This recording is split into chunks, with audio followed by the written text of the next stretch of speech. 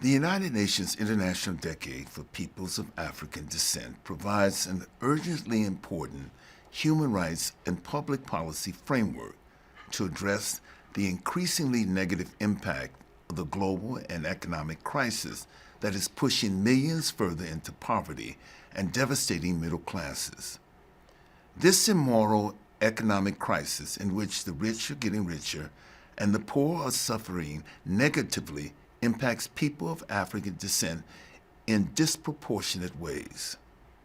We must recognize and increase our commitment to combat what constitutes Afrophobia and discrimination against peoples of African descent in the more general and equally disturbing discrimination and injustice suffered by many other social groups within our societies and nations.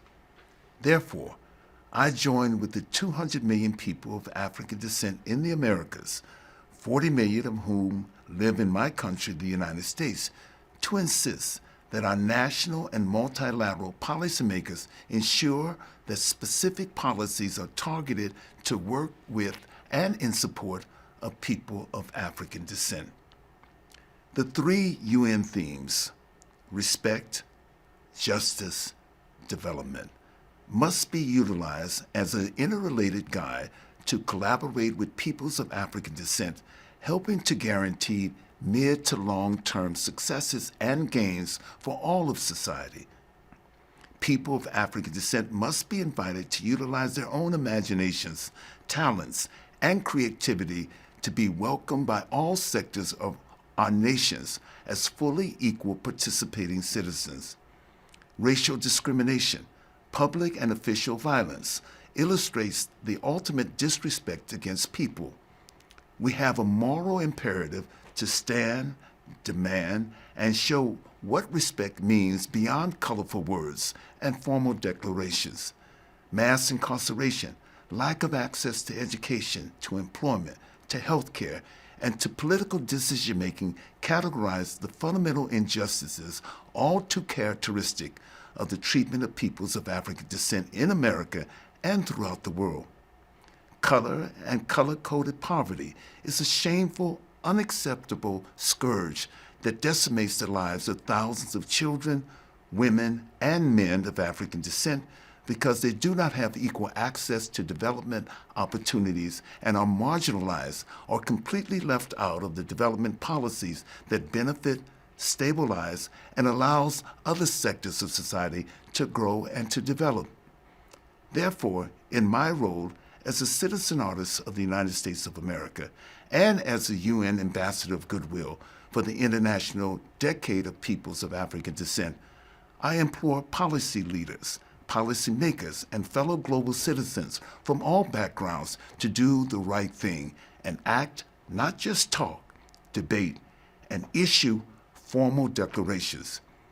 People of African descent and other needy sectors of our nations are frustrated, impatient, and demanding that we collaborate with them to improve their lives and their citizenship.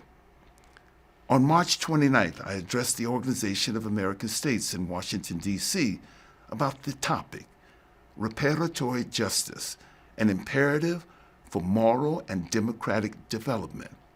Connected to that theme, I discussed the UN International Decade of Peoples of African Descent.